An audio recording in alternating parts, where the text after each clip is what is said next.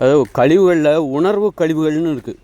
நமது உணர்ச்சிகள் இருக்குல்ல, கோபப்படணும், தினமும் கோபப்பட வேண்டியிருக்கு, சண்டை போட வேண்டியிருக்கு, அழ வேண்டியிருக்கு, சிரிக்க வேண்டியிருக்கு, காமம் சார்ந்தது, உடலுறவு, அந்த காம உணர்ச்சி எல்லாம் இந்த உணர்வு சார்ந்த அந்த கழிவு இருக்குல்ல, ஒவ்வொரு நாளும் இந்த உடம்பை விட்டு வெளியே போகணும். வெளியில் போகணும் அப்படிங்கும்போது இல்லைன்னா அது வந்து போகிறதுக்கு வாய்ப்பே இல்லை.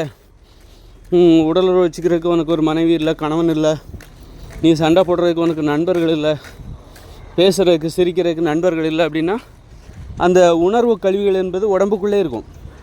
ஏன்னா அந்த உணர்வுகள்லாம் இப்போது உடம்பை சரியாக செயல்பட வைக்கும். பாரு, உணர்வுகள் வந்து நீ அழுவதன் மூலமாக உனக்கு கண்ணீர் வருது, கண்கள் ஆரோக்கியம்.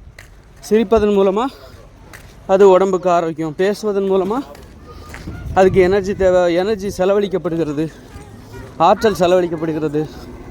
இப்படியே இந்த உணர்வு காமம் என்பது அதுவும் உணர்வு கழிவு தான், உணர்வு தான். அது எல்லாமே வெளியில் போகணும். அதுக்கு வாய்ப்பு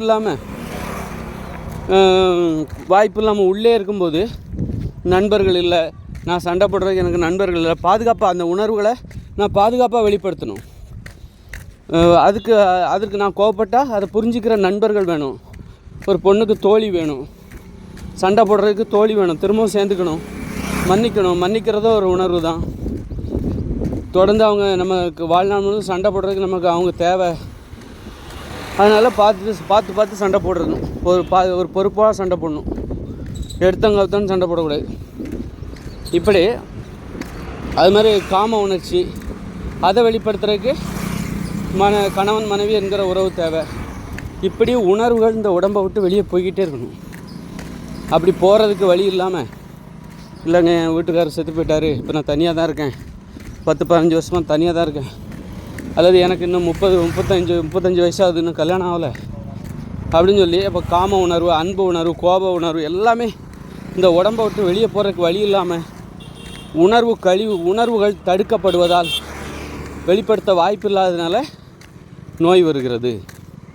அதனால் உறவு முறை என்பது மிக முக்கியமான பங்களிப்பு. நோய் இல்லாமல் ஆரோக்கியமாக வாழ்கிறதுக்கு ஒரு உணவு மருந்து மட்டுமே போதாது.